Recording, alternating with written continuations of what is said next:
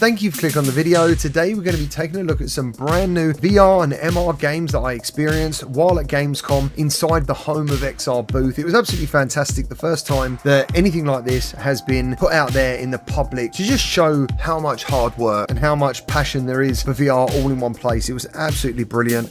I'm going to not be talking about games like Zombie Army VR, Behemoth and Batman Arkham Shadow. They were all at Gamescom, but I've made a video on them individually already, and you can find those videos in this video description. So I'm going to start off with Action Hero, which is a brand new game from Fast Travel. So I think the idea behind Action Hero is you play like a stuntman inside like 5 different movies, and there's lots of different chapters, and there was even a boss fight, and it definitely plays like Superhot. Now, I think some people like me would have assumed that this kind of gameplay mechanic would be old now. But honestly, this was probably my favourite and many other creators' favourite game. I can't really explain why, but it's got massive replayability. Every time I failed, I didn't mind. I just wanted to keep playing it and master it, just like I did when I played Superhot all over again. So this game went from like not being on my radar at all from the trailers to being right up there. And I literally spent most of my time asking other creators, like, what's your favourite game here? I think 80% of them said Action Hero. Obviously that's disregarding games we can't talk about, like Metro, which was also there, we can't talk about that. Arizona Sunshine Remake, Batman and Behemoth. Those weren't actually at the Home of XR. You had to go and find those games on the show or be invited. Next up we have Escaping Wonderland from Beyond Frames and Cortopia Studios, and it's basically the sequel to Down the Rabbit Hole. Now if you haven't played Down the Rabbit Hole, it was basically Alice in Wonderland in VR. And Escaping Wonderland, I think, continues that story, but it features a new story with a whole new cast, and the voice work so far is absolutely excellent. And by the way, I'm actually featured in this game as doing some voice work. I can't tell you the character or characters I'm going to be, but this game has really wowed me. I think it's absolutely excellent. I'm a really big fan of puzzle games in VR, and once again, similar to Down the Rabbit Hole, you will be exploring the inside of a virtual tree trunk using branches to go to all the different rooms and all the different worlds, and just expect some really crazy dialogue and some crazy puzzles. After that we have FlatVR's first offering, Trombone Champ. I was not excited for this game at all. To be fair, I've never even heard of it. I know it's quite popular. Playing it in VR is actually really fun. It doesn't matter how well you play, you sound awful, and I think that's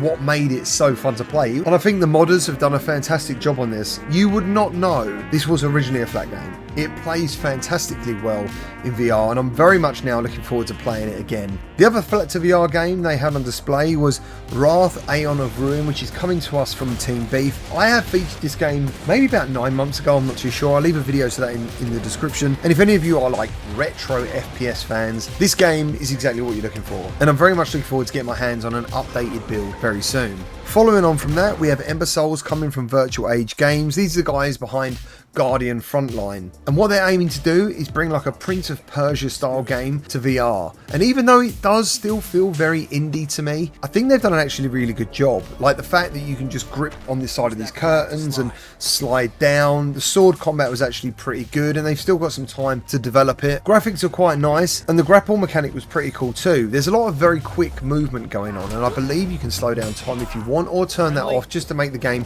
feel that much faster to play. This is definitely one I'm going to now keep my eye on. Following on from that was Endream's newest game, Vendetta Forever. There's a demo now available. I featured it in a video the other day, and all the creators were involved in like a speedrun challenge, and not just creators, there were developers taking part as well. Again, this is kind of like a Superhot style game. If you haven't seen it, everyone you kill tends to drop a weapon, and if you try and grab that weapon out of VR, then you're teleported to the same space where that enemy was, and that's how you progress through the levels. I've now seen some absolutely insane speedruns already, so I'm very much looking forward to seeing how the community reacts when it gets released later on. Then we had Last Stand from Soul Assembly, the guys behind The Cabin, which was a fantastic mixed reality experience, and they're looking like they're doubling down by making a game where basically like you're fighting in a shopping mall. I think that you can have up to 4 players in their own mixed reality play space as if you're in your own shop, and basically you're fighting all the other people in their shop while the zombies are trying to kill all of you. And there's certain things you can do to make the zombies basically attack other people and protect yourself, like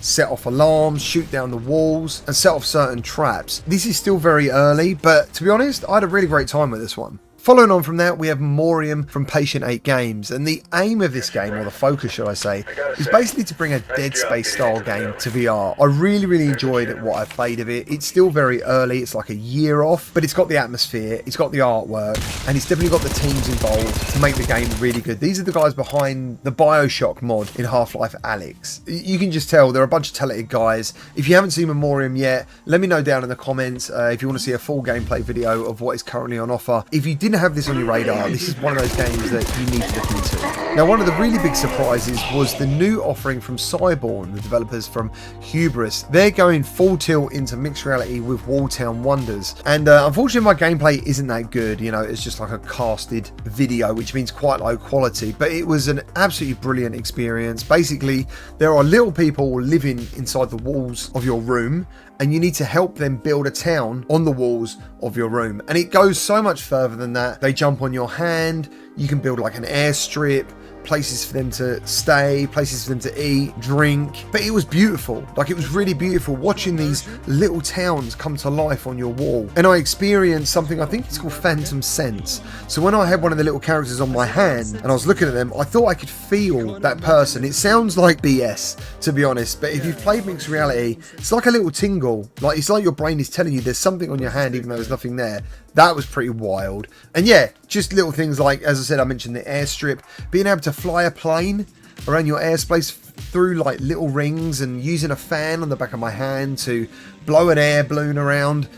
This has got infinite possibilities, actually, to be a really cool mixed reality game, and I can't wait to play more very soon. Then we had Combat Waffle's newest offering, Silent North. This was a super early build. Pretty much at the moment, it was just a zombie shooter in like a snowy town. It didn't really do anything new, you know, but it definitely had that Combat Waffle feel to it, so if you know the weapons and stuff, it's all pretty cool. Again, another one to keep my eye on. They also had Grim there, which is like apparently the Rust of VR, and the only thing about this demo that really lacked for me was I didn't get to play it online. This is an online competitive game. You know, you need to collect stuff. So you're trying to survive on the planet of Mars. And yeah, I went along, I got a spacesuit, I got some scrap, I got some bits to, in case I come across anyone that I'd fight. Unfortunately, there was only, the people online were only the people there at Gamescom. So there's only like 2 or 3 of us at a time. So I didn't really get the full Grim experience. But graphically, dude, this game looks really good on Quest. And even though Silent North didn't look ready, I already can know that Silent North will be a good looking game, because these guys are clearly talented, especially after Ghost of Tabor. And as I said, I can't talk about Metro Awakening. That was unfortunately behind closed doors, but that video will be coming soon. And then we had Arizona Sunshine Remake, which is built on the engine of Arizona Sunshine 2. But that's pretty much my tour of the home of XR booth at Gamescom. Hopefully you found out something new from this video about some VR games that you're looking forward to. Let me know your thoughts down in the comments. Any likes are appreciated, and anyone who's interested in VR, please subscribe, and I'll see you all on the next one.